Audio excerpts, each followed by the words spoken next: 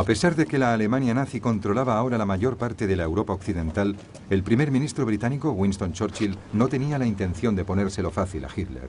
We shall not flinch from the supreme trial.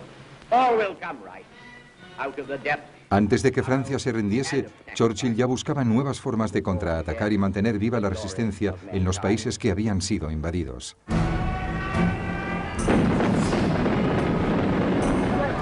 El 3 de junio de 1940, en el mismo momento en que los últimos soldados estaban siendo evacuados de las playas de Dunkerque, Churchill escribía a sus jefes de Estado Mayor exigiéndoles la formación de fuerzas de asalto que pudiesen atacar las costas de la Europa ocupada.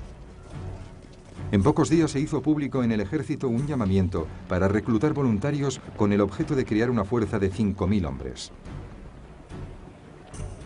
Recibirían el nombre de comandos, a semejanza de las unidades móviles de los Boer, que habían luchado contra los británicos durante 3 años en Sudáfrica a finales del siglo XIX. Se crearon 10 unidades de comandos, cada una formada por 500 hombres.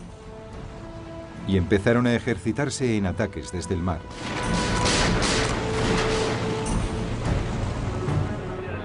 Se ordenó que una unidad se especializara en el lanzamiento en paracaídas y en la utilización de planeadores de asalto. Enseguida este grupo constituiría la base de un regimiento de paracaidistas independiente. El almirante Sir Roger Keyes fue nombrado jefe de operaciones combinadas. Churchill le ordenó que se preparase para lanzar 3 grandes ataques aéreos, tan pronto como hubiese pasado la amenaza de invasión que se cernía sobre Gran Bretaña. Lo primero que hizo el almirante Keyes fue buscar un tipo de embarcación que permitiera a sus tropas desembarcar de manera rápida. Y así fue como los 3 ferries que solían atravesar el canal fueron transformados para que pudieran transportar lanchas de desembarco. El 4 de marzo de 1941, 2 unidades de comandos y un pelotón de demolición fueron desembarcados en las Islas Lofoten, al norte de Noruega. Su principal objetivo era destruir las factorías que transformaban el aceite de pescado en glicerina para explosivos. Los comandos consiguieron sorprender al enemigo y desembarcaron sin tener que hacer ni un solo disparo. Una barca pesquera alemana armada fue capturada en el puerto y rápidamente las factorías y los tanques de aceite de pescado fueron destruidos.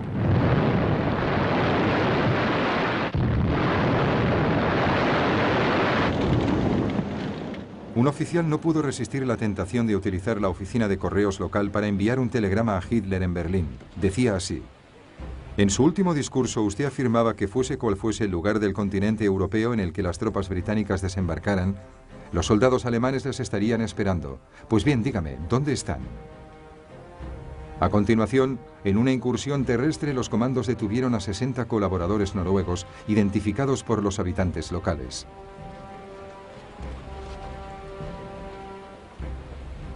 Con ellos también se llevaron a 115 voluntarios noruegos que se unirían a las Fuerzas Armadas Libres de Noruega en Gran Bretaña.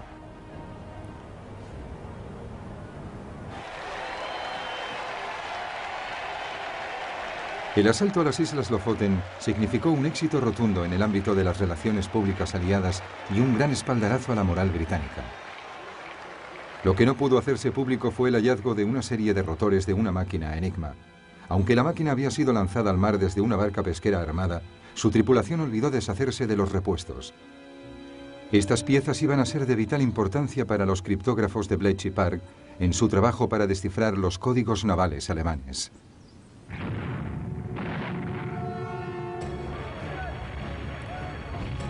En diciembre de 1941, 4 unidades de comandos desembarcaron en el puerto noruego de Vaxo e inmediatamente se enzarzaron en un intenso combate.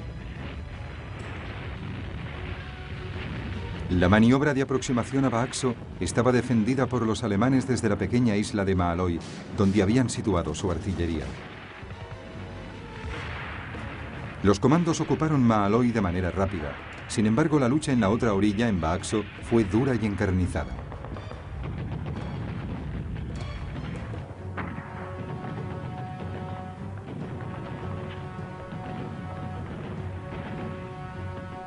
Fueron necesarias varias horas de contienda para someter a la guarnición alemana.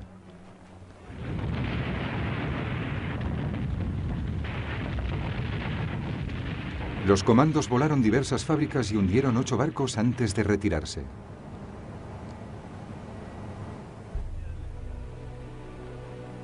Estas incursiones convencieron a Hitler de que antes o después los británicos intentarían retomar Noruega.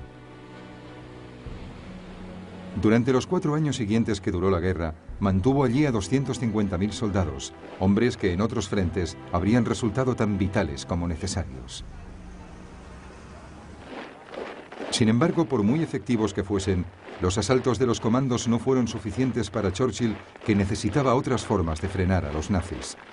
Para ello organizó y puso en marcha los movimientos de resistencia en los países ocupados. En julio de 1940 se creó el Ejecutivo de Operaciones Especiales con el objetivo de incendiar Europa, tal y como había afirmado Churchill.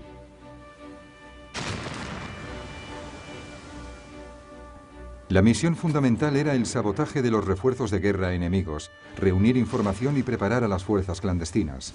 El objetivo final era desbaratar las defensas alemanas.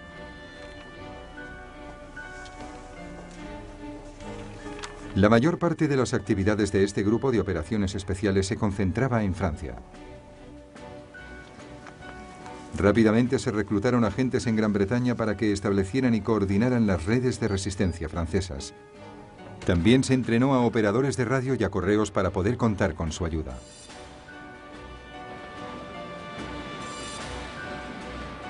Pero había un problema. ¿De qué forma podrían introducirse en el país estos equipos especiales?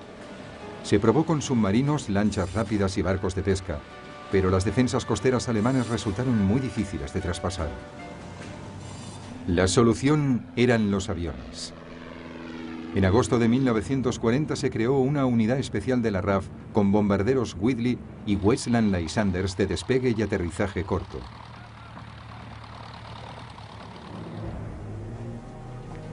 Los agentes y el material serían lanzados en paracaídas desde los bombarderos o llevados y recogidos rápidamente por los Lysanders.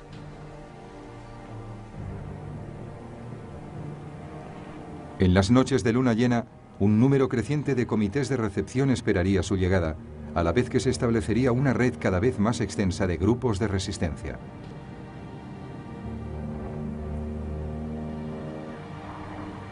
Estos grupos iban a ser perseguidos por un sistema cada vez más sofisticado de contraespionaje alemán. Un sistema que utilizaba equipos de radiogoniometría para localizar las radios ocultas y a los agentes dobles para infiltrarlos en las redes de la resistencia. El trabajo de los agentes del Ejecutivo de Operaciones Especiales era muy peligroso y su esperanza de vida era corta. El más pequeño error podía hacer que cayesen en manos de la Gestapo. Muchos de ellos fueron sometidos a torturas y murieron.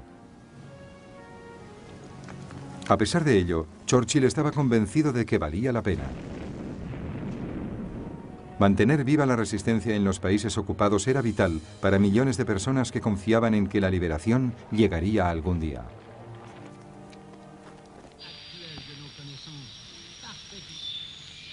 La British Broadcasting Corporation, la BBC, también estaba comprometida con aumentar la esperanza de las miles de personas que vivían bajo dominio alemán y retransmitía las noticias en todas las lenguas de los países ocupados.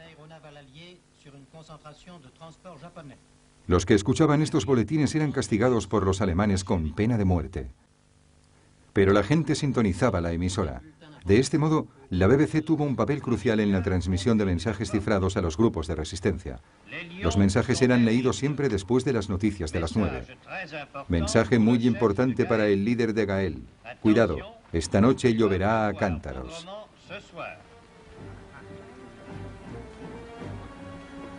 Para muchos pueblos de la Europa ocupada, la perspectiva de la liberación quizás fuera solo un sueño lejano.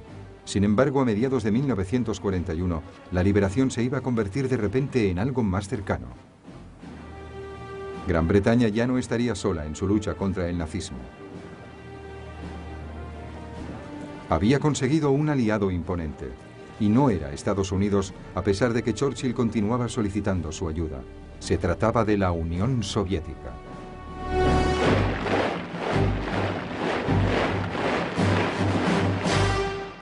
Wir können glücklich sein zu wissen, dass diese Zukunft recht los uns gehört.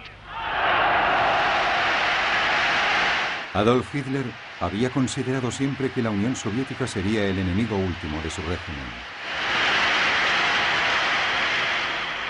Der sich als Träger seines besten Blutes fühlen und dieses wissend zur Führung der Nation auf. Odiaba el comunismo y consideraba que los grandes espacios abiertos y los abundantes recursos naturales controlados por la Unión Soviética serían el premio que finalmente permitiría al pueblo alemán ser la raza dominante.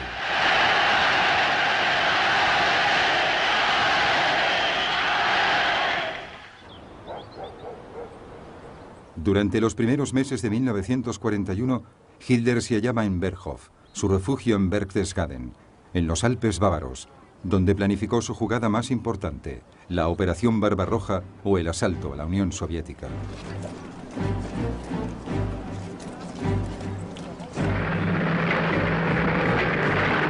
Sus ejércitos fueron desplegados en el este y se reforzaron sus equipamientos para lo que constituiría su mayor desafío. En teoría, la Unión Soviética aún era la aliada de Hitler y Stalin deseaba que lo siguiese siendo, ya que sabía que su propio ejército estaba muy mal preparado para la guerra. El poderoso Ejército Rojo, otrora el más grande y mejor equipado técnicamente del mundo, había sido devastado por las purgas de Stalin a finales de los años 30. 3/4 partes de sus oficiales de alto rango habían sido fusilados o encarcelados. A pesar de las apariencias, esto había provocado un desmoronamiento considerable en la moral, la eficacia y la autoestima del ejército.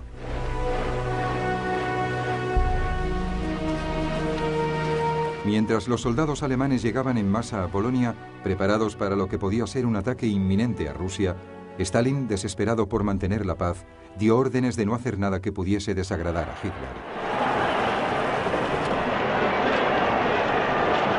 Pero Hitler tenía otro que hacer antes de avanzar hacia Rusia. Necesitaba asegurar su flanco meridional. Rumanía, Bulgaria y Hungría aún eran firmes aliados. Pero en marzo de 1941, un gobierno yugoslavo favorable a Alemania fue derrocado por las fuerzas pro-británicas. El país vecino, Grecia, también era pro-británico.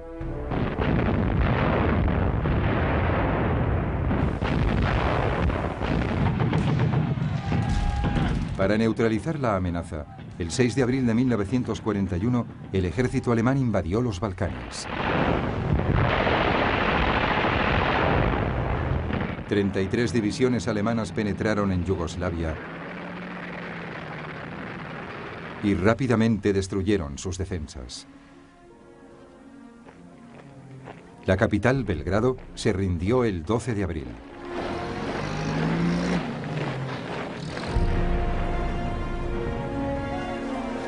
Grecia cayó casi tan deprisa como Yugoslavia, a pesar de la ayuda británica, y Atenas fue tomada en 3 semanas. Finalmente, la vía estaba despejada para la Operación Barbarroja.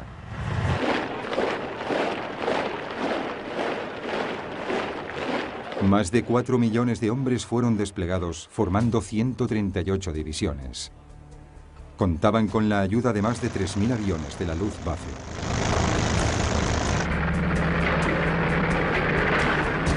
El plan requería 3 ofensivas simultáneas. El grupo norte del ejército atacaría desde el este de Prusia, invadiría los estados bálticos y tomaría Leningrado. El grupo centro del ejército, con el grueso de los Panzers, las fuerzas alemanas de tanques de gran movilidad, avanzaría hacia Moscú.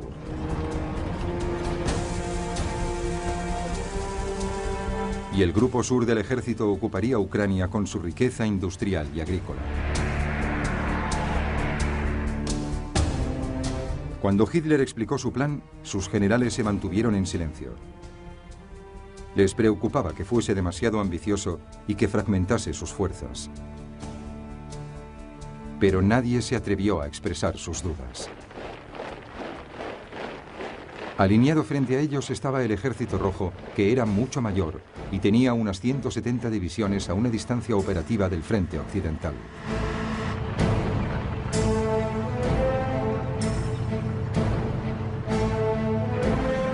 Los rusos también tenían más de 23.000 tanques, superando en mucho los 6.000 alemanes.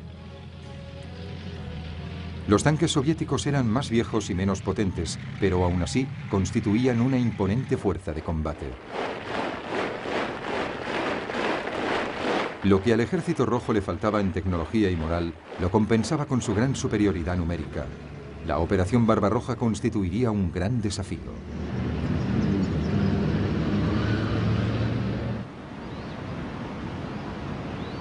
La artillería alemana abrió fuego a las 3:15 de la madrugada del 22 de junio de 1941.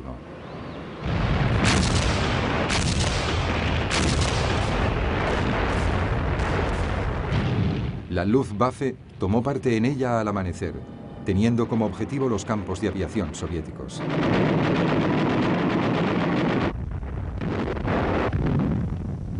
Simultáneamente dio comienzo el ataque por tierra.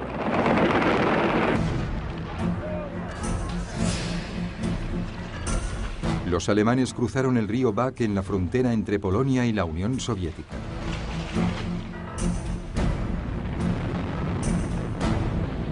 En muy poco tiempo, los Panzers de Hitler penetraban por el este en territorio soviético.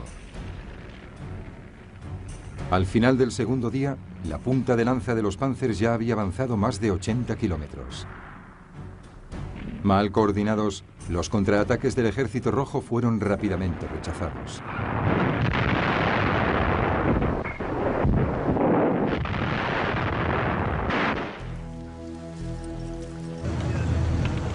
Decenas de miles de soviéticos fueron hechos prisioneros. Mientras, la Luftwaffe gozaba de un dominio total del aire.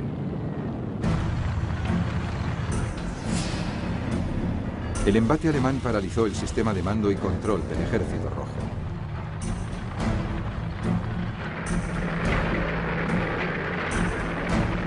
El 29 de junio, 7 días después de comenzado el ataque, 2 arremetidas de Panzer se reunían cerca de Minsk, rodeando 2 enormes bolsas de tropas soviéticas.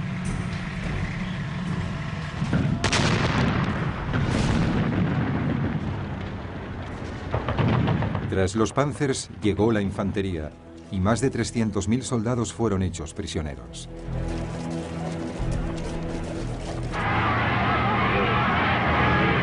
En numerosas ocasiones, los alemanes fueron recibidos como libertadores, especialmente en Ucrania, en donde existía un sentimiento antirruso muy difundido.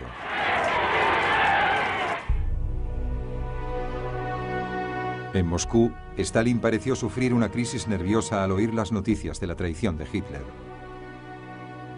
Guardó silencio durante más de una semana.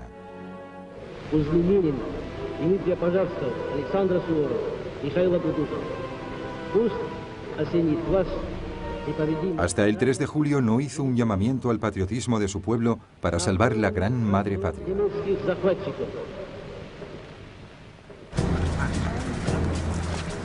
En Gran Bretaña, el primer ministro Winston Churchill recibió las noticias de la Operación Barbarroja con sentimientos controvertidos.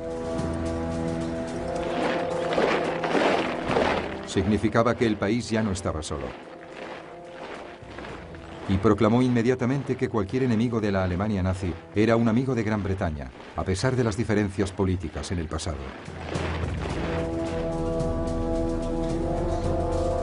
Churchill envió una delegación a Moscú para que firmase un tratado de asistencia mutua con el ministro soviético de Asuntos Extranjeros, Vyacheslav Molotov. Pero aparte de enviar ayuda por mar, en aquel momento preciso Gran Bretaña no podía hacer mucha cosa más para ayudar a la Unión Soviética.